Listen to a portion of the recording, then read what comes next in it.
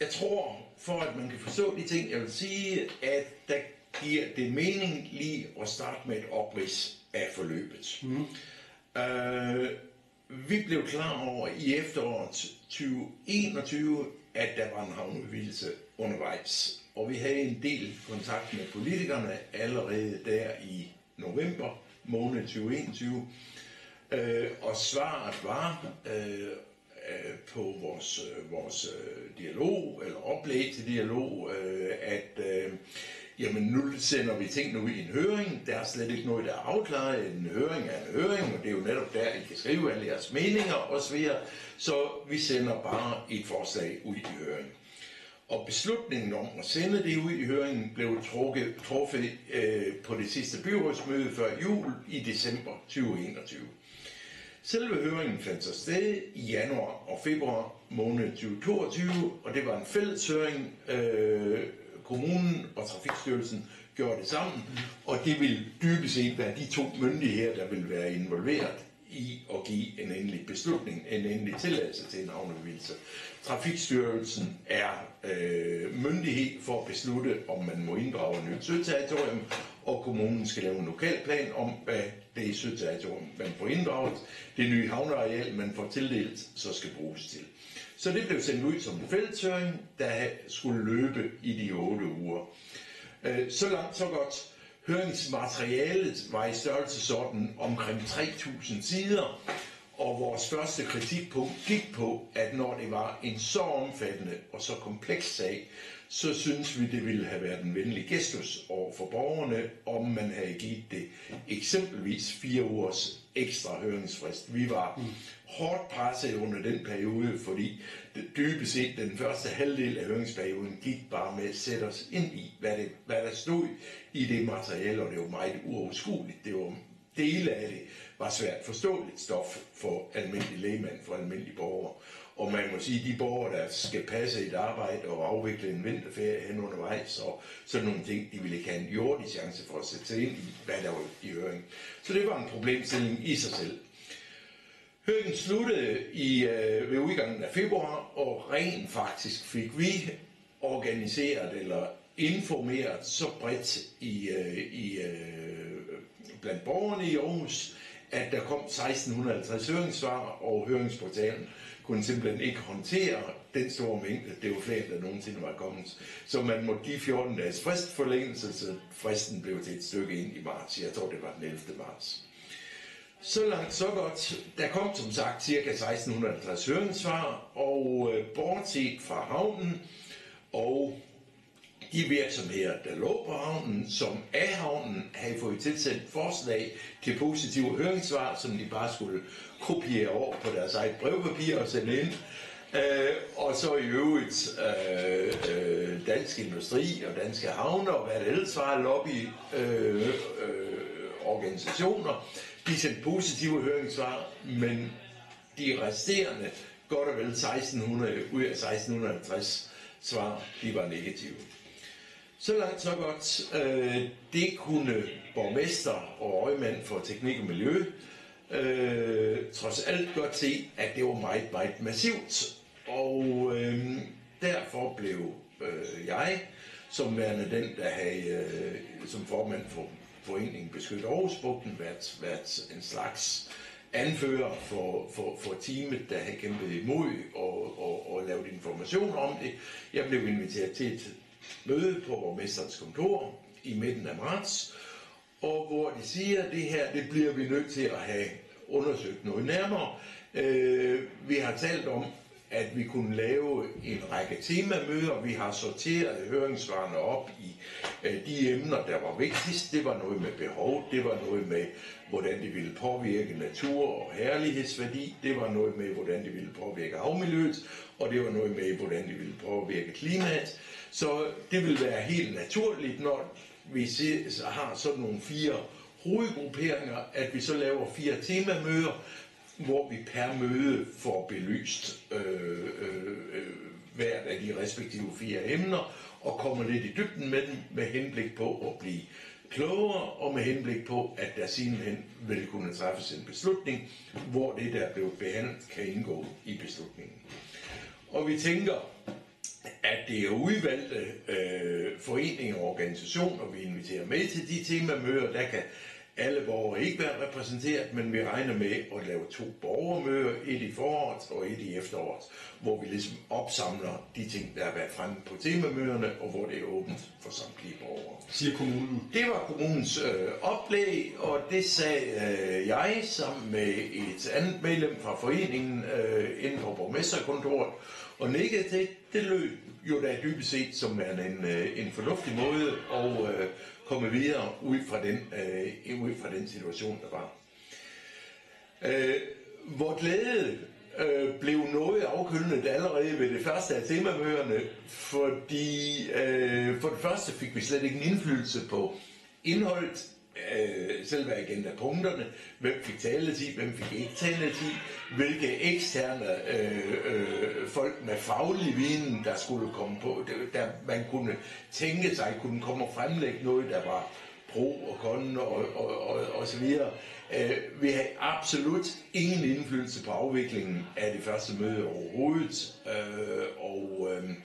og det endte jo så også med, at vi måtte konstatere, at mødet var en stor forestilling. Det første møde gik i øvrigt omkring behov, og det var dybest set bare en gentagelse af det, der havde stået i den del af materialet, der havde været sendt ud i høring. Der var slet ikke noget, man kom på ingen måde et spadestik dybere. Der var ingen, der blev klogere på behov osv. Og allerede efter første møde rejste vi en ret voldsom kritik, og de gik dog så vidt, at de så sagde, at så ville der blive holdt et ekstra møde, der netop skulle gå på behov. I erkendelse af, at vores kritik, den var meget berettiget, og den var dybest set allerede der meget over. Så udover de her temamøder, hvad oplevede du ellers i den proces? Jeg oplevede jo så, at de 3 efterfølgende temamøder, samt det ekstra møde om behov, der forsøgte man at give det indtryk af, at vi fik lidt mere taletid, og at vi måtte komme med lidt ting. Og det fik vi da også lov til. Vi var på daværende tidspunkt kommet ud af et sidespor, der hed containertårne, og det fik vi lov til at fremlægge osv. Men den overordnede styring af det, der foregik på temamøderne, var fuldstændig uændret. Og eksempelvis var der efter ønske fra os, var der en Stig Markager inde, som forholdt sig meget kritisk til den måde, COVID havde vurderet konsekvenserne for havmiljøet af den klapning, der skulle finde sted. Og han var hovedrysten over nogle af de konklusioner, COVID var kommet frem til. Og vi kunne jo så konstatere efterfølgende, at der var han stort set bandlyst af kommunen i de yderligere diskussioner, fordi han havde tilladt sig at være direkte uenig. Det du beskriver her, det er jo det, som kommunen kaldte den udvidede borgerinddragelsesproces. Det var den udvidede borgerinddragelsesproces. Det var et skuespil fra ende til anden, og selv det ekstra temamøde, der skulle omhandle behov, som blev lavet i konsekvens af, at vi havde været så utilfredse med det første, det kom overhovedet ikke til at omhandle et realistisk behov. Vi fik bare at vide, at Mærsk havde absolut ikke kapacitet til de behovsfremskrivninger, de mængde fremskrivninger, man kunne lave. Det var der absolut ikke kapacitet til på den eksisterende terminal. Herudover var der nogle andre elementer, som kommunen også kastede ind i det her design af den udvidede borgerinddragelsesproces, netop borgerkonferencerne. De lavede jo 2 borgerkonferencer. Der blev lavet 2 borgerkonferencer, og også der var det fuldstændig styret af kommunen, hvem der kom til, hvad programmet skulle være, hvem der var til ord og hvor meget og så videre. Den første af borgerkonferencerne, som kommunen holdt, der fik vi ikke adgang til storskærmen. Det var udelukkende præsentationer af kommunen. Det var dem, der ejede storskærmen og lagde plancher på osv. Vi var med i en paneldebat til sidst. Under nummer 2.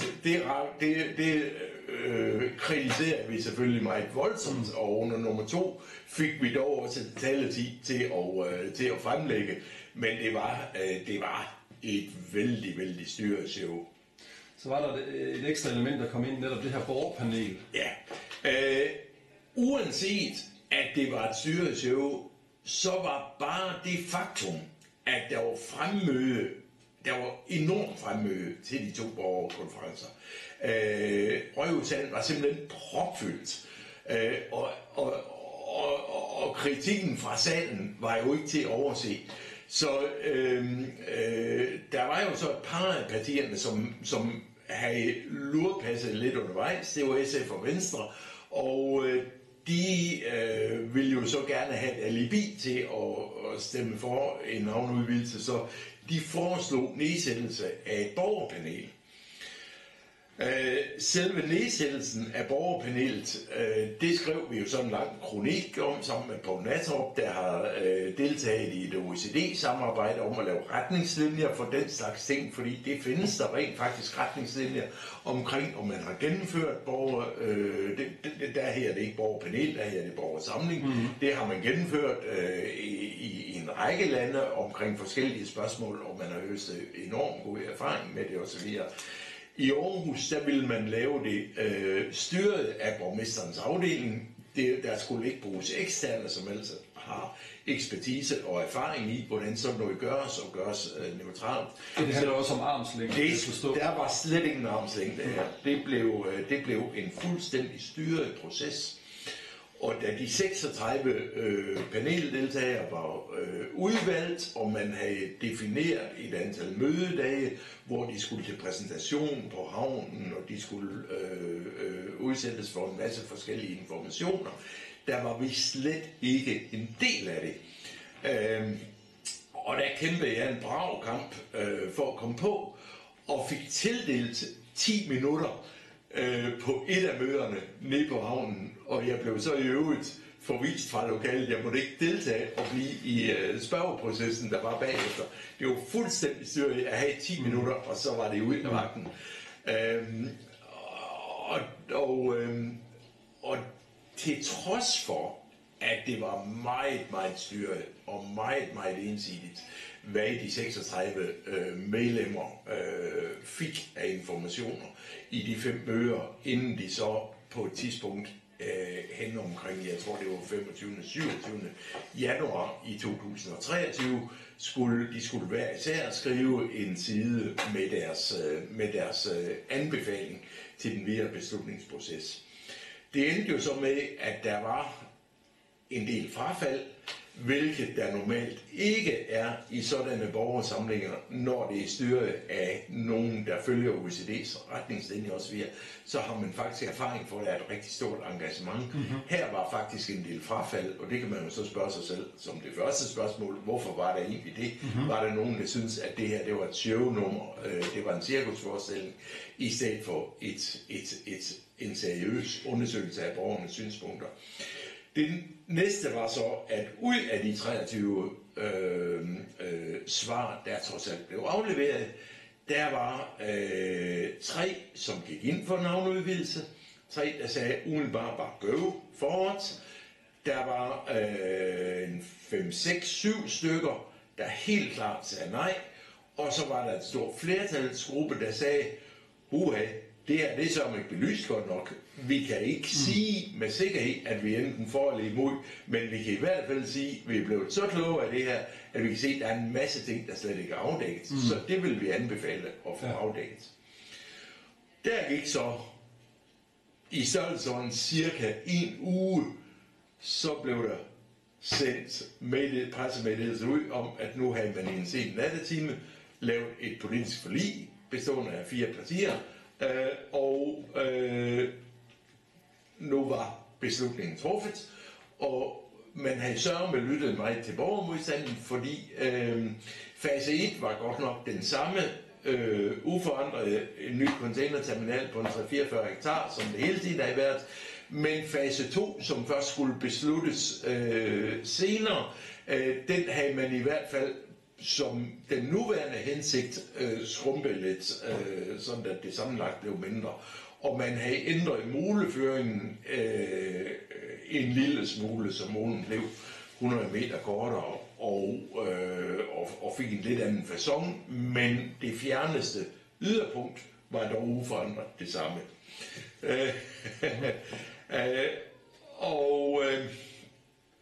Hvis man skal tale om demokratisk underskud fra vi sad på borgmesterens kontor der i marts 2022, og der var indkommet 1650 høringssvar, hvoraf nogle 90% var negative, og så frem til en politisk beslutning i februar måned 23, i et politisk forlig, jamen, så kan vi bare se som et samlet hele over det, så var det en enorm styret proces. Det var et skuespil uden lige. Der var ingen interesse for at lytte og komme et spadestik dybere og lytte til, hvad der så kom frem. Der var ingen interesse for at undersøge noget nærmere.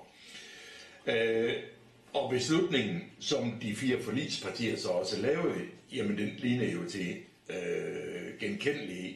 Det var det oprindelige oplæg. Hvad var for formålet med at lave sådan en proces, tænker du, fra politikernes side? Jamen, det var fuldstændig åbenlyst, at formålet var, at vi skulle have fornemmelsen af at være inddraget. Okay. Men absolut uden, at vi skulle få indflydelse på det endelige resultat. Umiddelbart efter det politiske efter at det politiske forlig blev lavet af de 4 forligspartier i februar 23, begyndte jeg at få en del henvendelser fra insidere, som hidtil havde kun betragtet ting fra sidelinjen. Mm-hmm. Og det er jo altid folk, som har set på ledende poster i både havnen og på terminal osv., og som havde dyb indsigt, meget dybere, end vi selv havde fået.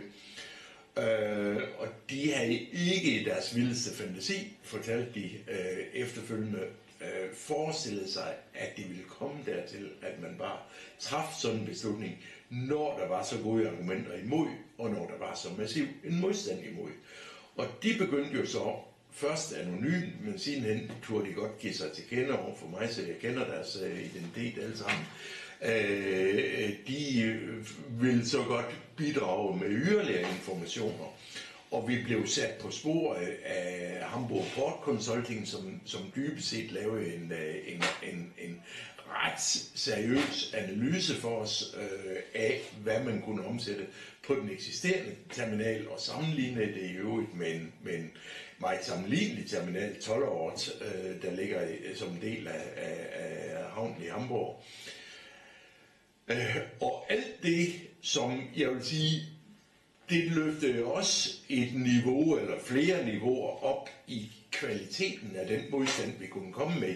Det blev pludselig på et rigtig fagligt højt niveau. Vi kom med bidrag med ny viden, og der var jo hele den proces, der gik fra det politiske forlig i februar og til den endelige beslutning på sidste byrådsmøde før sommerferien i 23 i juni måned. Der var 4 måneder med bearbejdning, og der var jo foretræde for teknisk udvalg, og der var jo så mange foretræder, at man måtte have, jeg tror man havde foretræde runder en 5-6 dage for at få afviklet alt det, og der kom vi jo med virkelig altså noget, der var på et fagligt utrolig højt niveau, langt højere end det, man under normale vilkår ville kunne forvente af almindelige lægfolk, som bare kommer ind og giver en tilkendegivelse, men fordi vi havde arbejdet så meget med det, fordi vi havde fået så meget input. Men også det blev der jo vendt ryggen til. Jeg vil faktisk sige, man havde på fornemmelsen, at om så Mærsk havde stået nede på Rådhuspladsen og råbt i en megafon op til Rådhuset, at der er et behov for en havneudvidelse. Vi har masser af kapacitet på den ledige terminal. Så kan man billedligt se for sig, at politikerne de vil have stået sådan her og holdt sig for ørerne. Det ønsker de ikke at vide. Og når du siger politikerne, hvem er så det? Fordi den fase, du beskriver her, det er jo fasen mellem, at der er indgået et forlig, og mellem, at der skal træffes en byrådsbeslutning. Ja. Så hvad er det for en kreds af politikere, du henviser til her? Det er jo i hvert fald primært Venstre og SF, jeg har haft kontakt med. Og de har set bag lås åbne døre og sagt til mig, jamen de vidste godt, der var noget om det osv., men man kunne jo ikke rende fra et forlig. Og så har jeg sagt, jamen hør, hvis der er nye oplysninger, det skal man vel, vi taler en investering på 3 milliarder kroner, vi taler noget, der har store konsekvenser for Aarhusbugten, vi taler noget, der har store konsekvenser for byens identitet, noget af byens herlighed, vi sætter over styr. Hvis en så vigtig ting, hvis der kommer absolut nye og mere konkrete informationer på bordet i en så vigtig ting, så har man jo tid at stoppe op og sige, hør, det forlig vi indgik, det vi sagde ja til, det hvilede altså på nogle andre informationer. Man kan vel åbne ting igen, en beslutning igen, hvis det er sådan, at man opdager, at der virkelig er nogle helt andre ting, som slet ikke har været taget med i betragtning. Og det vendte de ryggen til. De ønskede faktisk ikke at få mere at vide. Og jeg vil sige, enkeltmedlemmer i konservative og dybest set ikke mindst i Socialdemokratiet var også, hvis man havde den på tomandshånd, meget frustreret over det, der foregik. Og vi ved jo også, at borgmesteren havde et møde med sit bagland i ugerne op til den politiske beslutning, og hvor vi håbede til det sidste, at nu ville kritikken fra baglandet medføre en måske ikke en kovending, men i hvert fald, at man satte det på hold og tog muligheden for at behandle de sidste nye og faglige og meget faglige indsigter, der var kommet frem på dem under behandling. Men nej, beslutningen blev truffet på sidste møde før sommerferien. Hvis vi skal gå lidt op i helikopteren i forhold til at se hele beslutningsprocessen, sådan i demokratiets navn, og i forhold til hvilken politisk kultur du får øje på, hvad er det så for nogle ting, du vil trække frem, som har været kritiske og problematiske i den her proces? Altså det første, jeg vil trække frem, det er at set som et samlet flow, så var beslutningen truffet allerede inden der overhovedet blev sendt noget ud i en høring. Man kan sige, at der har været andre ting i Aarhus om mobilitet og forskellige andre store afgørende emner forud for letbanen. Jeg tror forud for letbanen blev vedtaget osv., hvor der har været en borgerinddragelse allerede før man har snævret det ind til et konkret projekt. Det har der på ingen måde været her. Der har måske været nogle forhøringer, som er gået fuldstændig hen over hovedet på borgerne. Så der var truffet en beslutning allerede inden hele forløbet begyndte. Hvad vil det sige, at der er truffet en beslutning? For det er jo lidt af en påstand, kan man sige. Ja, men billedet har været, at det var mejslet i granit, at der skulle komme en havneudvidelse. Og den skulle være temmelig stor og temmelig omfattende, og den skulle ligge helt langt ud i bugten osv. Der var dryport osv., hvor man måske kunne sige om langtidsopbevaring af tomme container, reparation af container, reparation af lastbiler og whatever, som foregår, som ikke har relation til at ligge tæt på en kaj. Det kunne ligge i baglandet. Det havde man på forhånd fuldstændig sorteret fra. Og det viste sig jo også, at da vi fik det var jo nogle af de ting, vi trods alt fik draget frem på temamøderne, jamen så blev der jo bestilt rapporter, som dokumenterede, vi havde HBS Economics til at dokumentere, at det gav nul og nada at sammenligne med Grenaa Havn. Det gav nul og nada og lave en vejport, og der var intet andet, der var muligt, end det hovedforslag, der var langt ud. Det var beskæmmende, så det var besluttet. Det kan vi jo bare se nu her. Og specielt efter tiden, hvor det så er gået så vidt, at Mærsk og Havn er røget i tøjlerne på hinanden, så har det jo i den grad forøget dokumentationen af, at det ikke bare er os, der har haft sådan en fornemmelse. Vi har det jo faktuelt sort på hvidt nu, at byrådspolitikerne var gjort opmærksom på, at der eksempelvis slet ikke var et behov, og det vendte de bare ryggen til. Og man må så sige, havde de så bare meldt ærligt ud, det er godt nok, at der er 1650 høringssvar, og at de 1620 af dem er negative, men vi træffer nu en beslutning. Og så talte jeg, der sagt, det er skrald. Det ville have givet et skrald. Det er jeg ikke i tvivl om. Og voldsomt over protester. Men de kunne jo dybest set have valgt det. Det var det jo i deres formelle ret til. Men at man så i stedet for vælger at foregive og lave en stor udvidet inddragelsesproces, men som er så styret, og hvor der bliver lagt den ene bestilte rapport efter den anden frem, og hvor det bliver styret, hvad et borgerpanel må få at vide, og hvor man så i øvrigt til syvende og sidst alligevel blæser fuldstændig på, hvad de har skrevet, kun en uge efter, de har skrevet det. Altså, det var jo et skuespil uden lige. Det har jo intet med demokrati at gøre. Absolut intet. Ja, der har sagt, havde vi så bare været fri for det skuespil, og så var det næsten til at forholde sig til. Men jo også det, at man så bagefter, der er nogen med insidervinen, begynder at træde frem over for os og stopfodre os med nogle ting, vi trods alt ikke havde været i stand til at finde ud af ved egen hjælp, så var man ikke engang der villig til at høre det. Niks. Vi stiller os med fingrene i ørerne. Vi ville ikke vide det.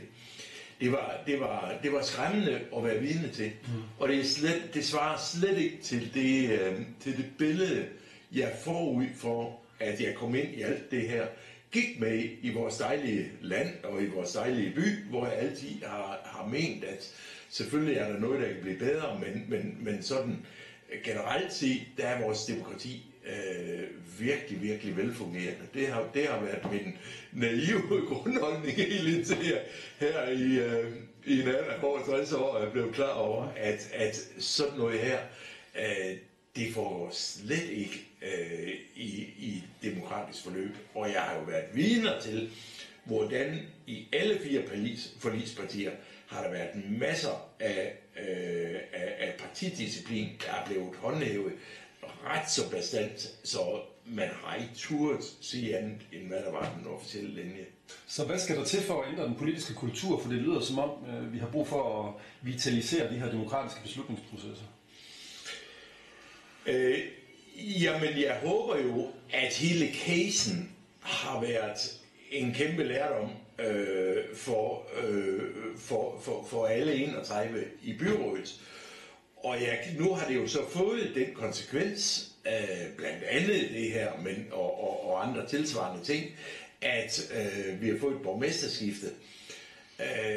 Og uanset hvilke fine ord, der bliver sagt om, at det var helt og holdent hans egen beslutning, og ikke have en sammenhæng med nogle af de møjsager, der var osv., så ved vi jo alle sammen godt, at det er ikke sandt. Det her og andre ting har spillet en væsentlig rolle. Og det tror jeg trods alt sætter sig et eller andet sted. Og man kan sige, målet med at få ændret på den demokratiske kultur, er jo netop, at man på så store sager hører borgerne allerede inden der træffes en beslutning, altså har en fremlæggelse af, lad os sige, man laver brainstorm, får nogle forskellige idéer, forskellige alternativer, og ser noget, der taler for, noget, der taler imod, vægter dem op mod hinanden, og at man så allerede der massivt inviterer borgerne til at komme med input, så man tager en pejling af, hvad siger borgerne i det hele taget til det, både holdningsmæssigt, hvad ønsker borgerne, men også om de kommer frem med noget, der rent faktisk har en værdi og indarbejde i det, så man får skabt en proces. Vi har indtrykket af i sådan en sag her, at der har man faktisk sneget et par forhøringer igennem, som slet ikke har været kendt af nogen som helst i byen, at de har været afholdt. Så man har slet ikke ønsket, at borgerne skulle komme til ord. Der vil jeg sige, forhåbentlig er der nogen, der synes, det var uønsket, at vi skulle bruge så mange kræfter, så mange millioner. Jeg hørte, der var kørt, eller jeg ved, der er givet svar på, at der er brugt 62 millioner bare i tilkøb af rapporter, som er totalt intetsigende, for det var bestemt på forhånd, hvad der skulle stå i dem. Og nu at det har fået politisk konsekvens for en borgmester, der meget enevældig har dikteret den her proces, Jeg håber da, at det i mange år fremover vil sætte et præg på beslutningsprocessen, og at man tænker, vi kommer alligevel længere, hvis vi vælger at stå sammen med vores borgere, i stedet for at være imod vores borgere. Og hvis man også anser, at borgerne er faktisk en ressource i beslutningsprocessen i byen. Vi er ikke kun kværulanter, der er imod alt, eller har urealistiske krav, eller urealistiske forventninger, eller nogen, der ikke tør tage ansvar, nogen, der ikke tør gå ind i vanskeligheden i nogle beslutninger, hvor man kan sige, at det er ikke lige fuldstændig åbenlyst, fordi der er forskellige artede hensyn. Jeg håber, man anser, at vi fra borgersiden er en ressource, der faktisk kan bidrage med noget, og at det kan medføre, at man får endelige beslutninger, der er bedre for byen og borgerne. Vil der ikke altid i sådan en stor by som Aarhus være nogen, der er imod projekter? Jo. Og hvordan agerer man i sådan en kontekst? Jamen, du kan ikke have en by på over 300.000 indbyggere, uden at ligegyldigt, hvad man beslutter i byrådet, så vil der altid være nogen, der er imod. Og derfor forstår jeg godt, at det kan være nærliggende at tænke, det gider vi simpelthen ikke at høre på. Nu lukker vi bare af og træffer vores beslutninger uanfægtet og så videre. Men der må man udvikle en måde at pejle på, hvad er store sager og hvad er små sager. Der må man finde ud af, for jeg er da helt på det rene med, at hvis jeg ser dagsordenen til de byrådsmøder, der er hver 14. dag, hvor der ofte er 20-30-40 punkter på dagsordenen, så kan vi ikke lave borgerdemokrati på alle 20-30-40 punkter. Jeg er fuldstændig med på det. Men store, afgørende beslutninger, der i økonomisk omfang har en så afgørende dimension, påvirker vores miljø, er helt irreversible, påvirker vores natur, vores herlighedsværdier, påvirker et havmiljø, der i forvejen er præget osv. Altså beslutninger, der er oppe i den størrelsesorden, dem må man simpelthen putte i en anden kategori, end om cykelstien skal være lidt bredere, lidt smallere et eller andet sted.